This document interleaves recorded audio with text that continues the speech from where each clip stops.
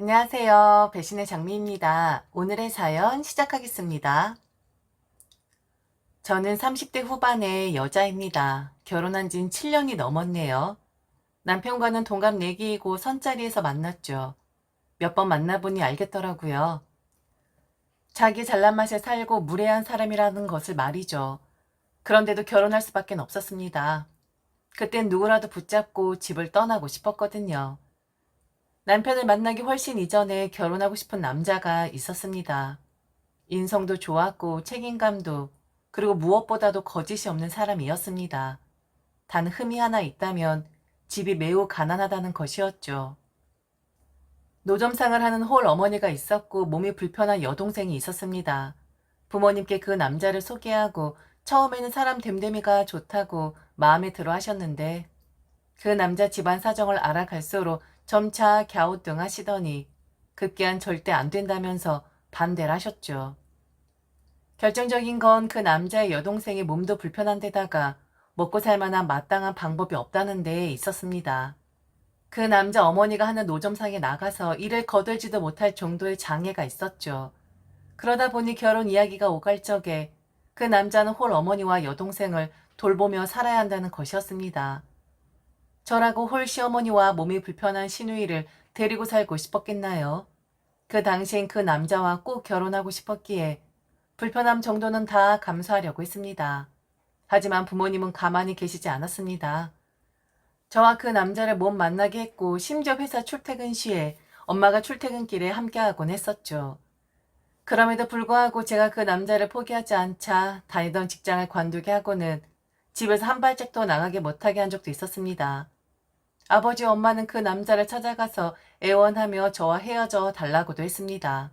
부모님은 그 남자에게 미안하다면서 위로금으로 1,000만 원을 주었다고 하더라고요. 부모님은 제게 말 안 했지만 그 남자가 헤어지면서 말해 주었습니다. 그 돈이 너무 꼭 필요하므로 염치불구하고 받겠다고 말이죠. 그 남자와의 추억이 선명한데 그는 헤어지자고 말하고 뒤도 안 돌아보고 가더라고요. 그 이후로 연락이 되질 않았습니다.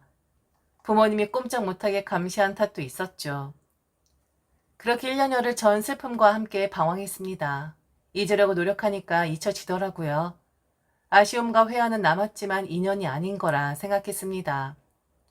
그렇지만 저와 그 남자 사이를 가로막았던 부모님께 실망했었고 섭섭했었습니다. 집이 숨이 막혔고 벗어나고 싶었죠. 30이 넘고 32이 되었을 때 집에서 조심스럽게 맞선 한번 보라고 하더라고요. 엄마의 아는 지인을 통해서 들어온 선짜리인데 남자가 참 괜찮다고 인연이면 맺어보는 게 어떻겠냐고 했답니다. 학벌 준수했고 대기업에 다녔고 남자의 부모님 2분 다 교사셨는데 집안 형편도 어렵지 않았어요. 엄마는 제게 잘해보라고 했는데 두고두고 잊혀지지 않네요. 남자 측 부모 2다 교사고 애를 그렇게 반듯하게 키웠다네. 좋은 대학에 좋은 회사만 봐도 그게 딱 보이지 않니? 엄마가 너한텐 정말 미안한데 나도 내 딸이 어디 가서 힘들게 사는 거 정말 원치 않아. 예전에 그 남자 일은 이 엄마가 두고두고 미안해 할 테니까 이번에 맞선 보는 남자 크게 나쁘지만 않으면 잡자. 너도 이제 그만 나다니고 결혼해서 너만의 가정을 꾸려야 하지 않겠어? 네가 마음 잡고 결혼하고 애도 낳고 해야 이 엄마가 그제야 마음 편하게 살 수 있을 것 같다. 딸, 부탁해. 이 남자 꼭 잡자. 자주 오는 기회 아니라고 무조건 잡아야 한다고 했습니다. 제 마음은 그저 그런데 말이죠. 결국 맞선을 받고 이리저리 리드 당하다가 결국 결혼까지 하게 되었죠. 맞선 보고 연애하고 결혼까지 1년 정도 걸린 것 같네요. 딱히 싫지도 좋지도 않은 남자였었고 연애 세포를 그렇게 자극하는 남자는 아니었어요. 그냥 남자가 하자는 대로 만나고 밥 먹고 대화하고 그러다 보니 결혼하게 된 것이죠. 그런데 연애할 적에 제가 너무 순진하고 착한 코스프레를 했던가 봅니다. 저에 대해 함부로 하더라고요. 동갑임에도 남자는 제게 반말을 했고 저는 말을 높였었네요. 내가 원래 빠른 년이랑 너랑 태어난 연도는 같지만 한 학년 위인 건 알지? 난 편하게 말 놓는다. 우리 집안이 교육자 집안이거든. 너도 알다시피 부모님 2분 다 교사시고 할아버진 그 옛날에 서당 훈장이셨고 그 윗대 증조 할아버지는 육조에서 벼슬 했던 분이셔.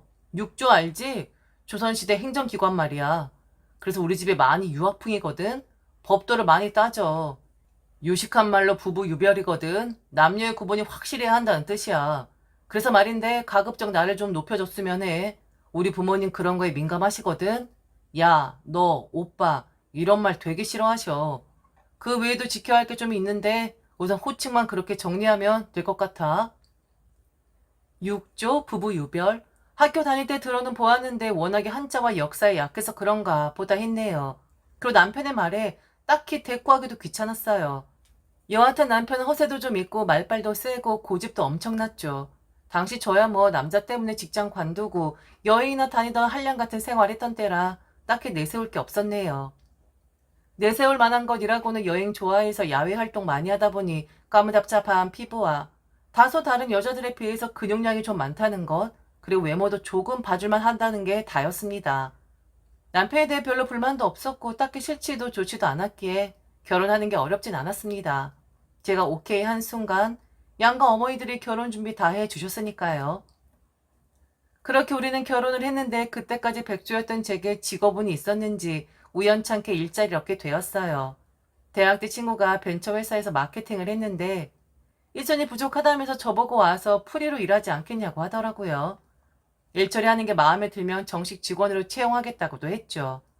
마다할 이유 없었던 저는 결혼하자마자 직장에 다녔습니다. 그런데 그게 시부모님, 특히 시어머니에게 밉게 보였나 봅니다. 결혼 전에 일 안 하다가 결혼하니까 갑자기 일을 한다고 난리니? 청개구리도 아니고 불만 있니? 너도 생각이라는 게 있으면 해봐. 네 나이가 몇이냐? 올해 33 아니야? 어서 임신해서 애 낳고 얼른 키울 생각을 해야지. 갑자기 직장 구해서 나간다고 하면 아이는 당장 낳을 생각이 없다는 거니? 그리고 그런 일이 있으면 응당 네 남편이나 우리랑 상의를 했어야지. 나도 요즘 학생들 가르치는 입장이지만 너 그거 너무 예의 없는 짓이야. 우리 반 애들에게도 공부보다 인성이라고 가르친다. 우리 며느리 인성 수양 다시 가르쳐야 하는 거 아닌가 모르겠다. 여하튼 내 입장은 반대야. 관둬라. 제가 관둔다고 관둬야 하는 것은 아니잖아요. 저는 일도 하고 싶고 굳이 임신도 억지로 막을 생각이 없다며 직장에 나가는 것을 강행했습니다. 남편은 시어머니 말씀하시면 들어야 한다는 식으로 말했지만 저는 저의 커리어를 포기하지 않겠다고 선언했어요. 그러면서 아이는 피하지 않겠다고도 했어요. 그 일은 그렇게 일단락 되는가 싶었는데 가사 일이 문제였습니다. 남편은 설거지 한 번을 하는 법이 없었죠. 가사 분담은 전혀 없었습니다. 휴일에도 자기 할 일만 하고 집안일은 모두 제 몫이었죠. 한 달이 다 되도록 꿈쩍도 안 하는 남편에게 불만을 토로했더니 그 유학자 집안 이야기를 길게 해대며 자기네 집에서는 상상도 할 수 없는 일이라고 하더라고요. 남자가 어떻게 그런 거래. 부부 유별이라고 남자가 할 일, 여자가 할 일 따로 있는 거잖아. 집안일은 내 몫 아니고 네 몫이야. 그러니 나한테 강요하지 마. 나 본가에서 설거지 한 번 안 해봤어. 주방에만 들어가도 아버지한테 엄청 혼났다고. 나 30평생 그렇게 살아왔어. 뭐 요즘 부부들 가사 분담이니 뭐니 하는데 나한테 그런 거 강요하지 마. 이런 모습 처음도 아니잖아. 우리 연애하면서 내 성향이 그런 거 모르진 않았을 테고 바꾸려 하지 마. 절대 안 바뀌니까. 그러면서 자기 할 일은 바깥일 잘해서 돈을 많이 벌어오는 것이랍니다. 그리고 또 이야기하더라고요. 직장 관두고 집안일 하라고요. 자기가 벌어다 주는 돈으로 충분히 먹고 살 수 있으니 내조해달라고 하더라고요. 그러니까 남편이든 시댁이든 저의 커리어나 자존감 따위는 애초에 관심도 없었던 것입니다. 시간 될 때마다 언제 임신하냐, 언제 낳느냐 물어보는데 저를 애 낳는 도구 정도로 생각했던가 봅니다. 그게 엄청 스트레스로 다가왔죠. 아이가 안 들어오더라고요. 처음엔 하는 일이 너무 재밌고 몰입도 잘 돼서 좀 늦게까지 일하기도 했고 주말에도 회사에 나가기도 했습니다. 그러다 보니 남편과의 접점도 많이 없어지고 남편을 챙겨주지도 못했습니다. 다 큰 성인이니 밥 정도는 알아서 챙겨 먹거니 했었는데 제가 없으면 밥을 꺼내 먹지도 않더라고요. 나가서 사 먹거나 배달시켜 먹거나 그랬나 봅니다. 이를 두고 볼 시어머니가 아니셨죠. 주말에 저를 부르시더니 노발대발이셨습니다. 우리 집안 귀한 장손 데려다가 고생시키려고 결혼했니? 애초에 자신 없으면 하지 말든가.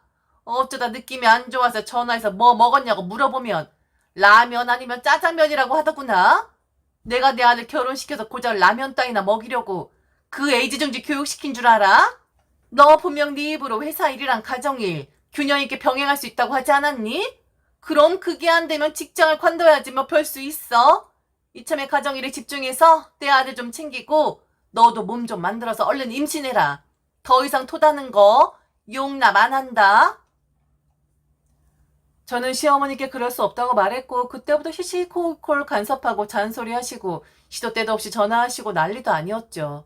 1년이 지나고 2년이 지나고 3년 4년이 되었죠. 시어머니 이제 귓등으로도 안 듣는다고 잔소리를 차츰 멈추셨습니다. 그 동안에 저는 회사에서 좋게 봐준 덕택에 정식 직원이 되었고 적성에도 잘 맞아 신생회사에 좋은 직위로 이직도 한 상태였습니다. 그리고 저와 남편에게는 그때까지 아이가 들어서지 않았었죠. 처음 몇 년간 아이 가지라는 말이 참으로 거북스럽고 듣기 싫었었는데 3년이 넘어가고 4년이 되니까 남편에게 그리고 시부님에게도 미안해지더라고요. 결국 저는 시험관을 선택했고 그마저도 우여곡절 끝에 임신할 수 있었습니다.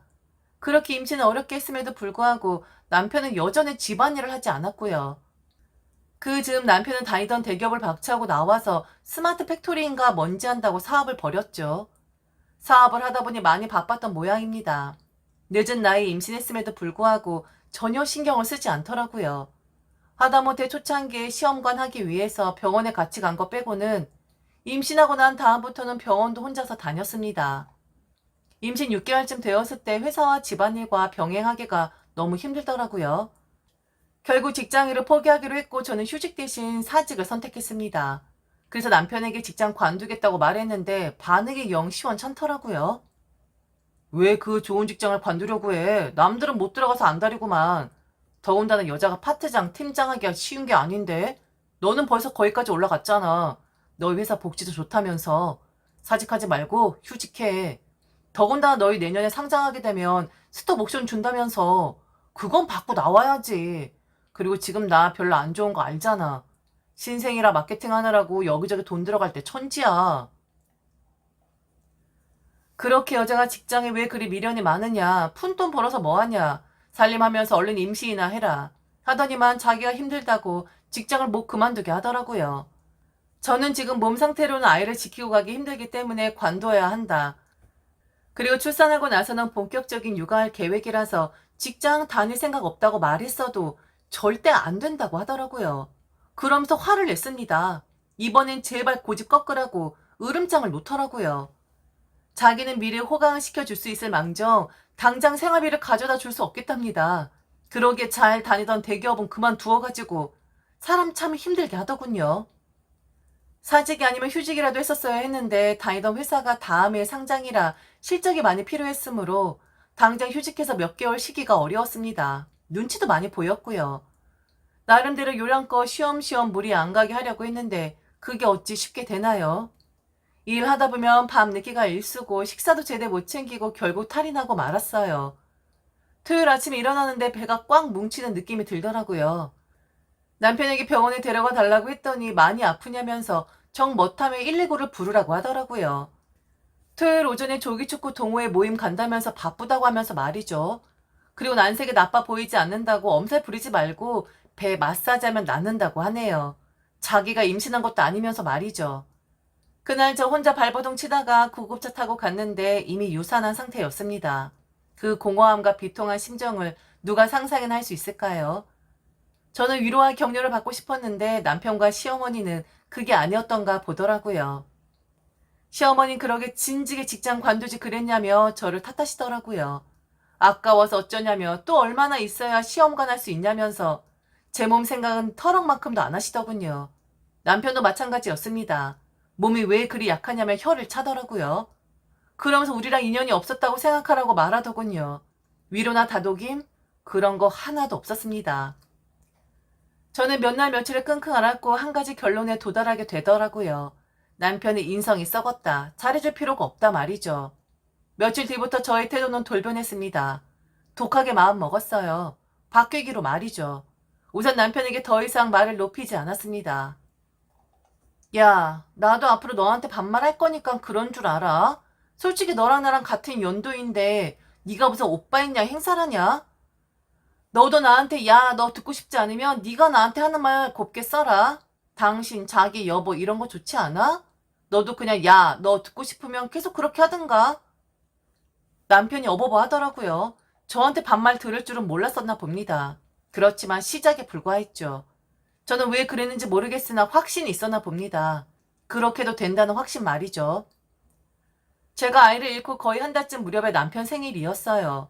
저녁 때 늦게 퇴근했는데 남편이 오늘 자기 생일이었다면서 미역국이라도 끓여주라는 식으로 말하더라고요. 유산 이후로 집안일에 통 신경 쓰지 않는다면서 짜증 섞어가며 말하는데 저라고 할 말이 없었던 것은 아니었죠. 너는 언제 내 생일날 미역국 끓여준 적 있어? 없으면 말을 하지 마. 넌 손이 없어, 발이 없어. 설거지 쌓인 거 안 보여? 내가 설거지 안 하는 이유 모르겠니? 니네 엄마 불러다가 설거지를 시키든 도우미 아주머니를 부르든 싹 치워. 어차피 저거 다 네가 처 잡수신 거 아니에요? 그 다음부터 제게 밥을 차리라 설거지를 해라 말하지 않더라고요. 저는 거의 나가서 아침, 점심, 저녁을 해결했고 주말엔 회사에 가거나 친정에 갔었거든요. 그렇게 집에서 밥도 안 먹는데 남편이 먹고 넣어둔 설거지를 할 이유가 없더라고요. 그렇게 몇 번 야단 아닌 야단을 치고 나니 주방이 깨끗해졌어요. 시어머니 생신 때 일입니다. 유산 이후로 시어머니랑 거의 통화 안 했는데 시어머니가 먼저 전화해서 상냥하게 제 안부를 묻더니만 자신의 생일이 얼마 안 남았는데 집에서 상 차리지 말고 나가서 먹자고 하더라고요. 지금껏 결혼 내내 시어머니가 되어가지고 생일날 며느리 밥상 한 번은 받아야 하지 않겠냐고 해서 늘 상딸이 휘도록 생일상 차렸었거든요. 네, 그러고 끊으려는데 뜬금없이 생일 선물이 받고 싶답니다. 가방 하나 사달라고 하더라고요. 니네 회사에서 성과급을 그렇게 많이 준다면서 나도 돈 잘 버는 며느리 덕 한번 보자. 가방 하나 사줘라. 나이가 들수록 깨끗하게 다녀야 하는데 우리가 워낙에 검소하잖니. 나 들고 다닌 가방 벌써 10년도 넘었더라. 생일 맞은 김에 바꿔보려고. 해줄 수 있지? 시어머니와 감정적으로 좋은 것은 아니었지만 친정엄마 생각해서 참고 또 참고 마음속으로 늘 화를 삭혔었죠. 그날도 그랬어요. 선물 받고 싶으시다는데 가방이 대수인가 싶더라고요. 물론 이번 생신 때 생신상은 안 차릴 생각하고 있었지만 말이죠. 짬을 내서 회사 근처의 백화점에 갔고 제 나이 또래가 많이 들고 다니는 심플한 가방 하나를 샀습니다. 그리고 생신날 외식을 하면서 선물을 드렸는데 시어머니가 눈살을 찌푸리시더라고요. 예, 나 이거 안 할란다. 우리 나이 이런 거 어떻게 들고 다니라고. 딱 보니까 보세네, 보세. 내가 원한 건 이런 게 아니었어. 그 있잖아. 샤엑스나 루이비 X 그런 거 원했는데 이건 줘도 안 가는다, 야. 저는 시어머니에게 가방을 받아든 다음에 갈비를 자르던 가위로 가방을 북북 찢어 버렸습니다. 시어머니 소리 지르고 시아버지랑 남편이 이게 못하는 짓이냐고 말리고 갈비집 손님들도 모두 저희 테이블을 쳐다보더라고요. 어머니, 저 결혼할 때 명품 가방 받아보지도 못했어요. 워낙에 집안이 검소하셔서 사치품은 취급 안 하신다면서요. 그러면서 그때 가방 하나 안 해주신 분이 갑자기 명품을 찾고 그러세요. 받기 싫으면 받지 마세요. 전 아쉬울 거 없어요. 어머니, 그리고 제가 말 안 했나요? 이 사람 지금 백수잖아요. 돈 못 벌어온 지 2년 넘었어요. 사업한다고 껍죽대다가 사무실 임대료만 까먹네요. 그렇게 자랑스러워 하시던 아들, 제게는 짐이에요, 짐. 아셨어요? 다음부턴 전화하기 전에 문자하세요. 그리고 저한테 동의 받으신 다음에 통화하시자고요. 제가 자리를 박차고 나갈 때 이혼을 시킨다 어쩐다 하더니만 그 다음부터 전화 한 통 없으시더라고요. 그 뒤로 남편의 행동이 잘못되거나 시부모님의 행동이 잘못되거나 했을 때 바로바로 지적질했습니다. 좀 고치시라고요. 그렇게 1년 하고 났더니 다들 저를 슬슬 피하더라고요. 그리고 작년인가 남편이 합의 이혼서 들고 제 앞에 서더니 좋은 말로 그러더군요. 여보, 우리 성격이 잘 안 맞는 것 같아. 더 늦기 전에 깔끔하게 정리하고 당신도 새 출발하면 얼마나 좋겠어. 미안해. 좋은 남자가 못 되어줘서. 더 좋은 남자 만나. 여보, 당신 돈 많아? 나 위자료 10억 원 받을 수 있는 그런 가치 있는 여자야. 이혼 사연 네가 다 제공해놓고 나한테 합의 이혼을 맨입으로 바라는 거야? 당신 직장 관두고 1년 만에 회사 차린 거 말아먹고 돈 다 날리고 나한테 지금껏 빌부터 살았잖아. 그러면서도 남자랍시고 살림도 한 번 한 적 없고 그것뿐이야? 나 유산한 것도 거의 당신 탓이잖아. 그런데 뭐? 합의 이혼? 이혼해 줄게. 위자료 가져와. 그것도 아주 많이. 이혼 서류 쓱 내리더니 그 다음부터는 이혼하자는 말 안 하더라고요. 그랬던 남편인데 얼마 전에는 진지하게 제발 이혼해주면 안 되겠냐고 더 이상 이렇게 못 살겠다고 하더군요. 저는 아무 짓도 안 했는데 말이죠. 도대체 뭐가 힘들다는 것일까요? 설거지하면 10,000원, 세탁기 돌리면 10,000원, 청소하면 10,000원. 모든 가정일에 10,000원씩 품삯 주는데 그게 하기 싫은 모양입니다. 나이도 꽉 차서 어디 가서 취직도 못하고 가사일밖에 할 수 있는 게 없는 사람이 아직도 꼴의 남자라고 으스대는 건가요? 저도 홀가분하게 살고 싶죠. 굳이 돈 못 벌어놓은 남편 먹여주고 용돈 주고 살고 싶을까요? 그래도 한 말이 있으니 남편이 위자료 잔뜩 가져다 주기 전에는 어쩔 수 없이 지금처럼 살아야겠네요. 지금까지 들어주셔서 진심으로 감사합니다. 이상 배신의 장미였습니다.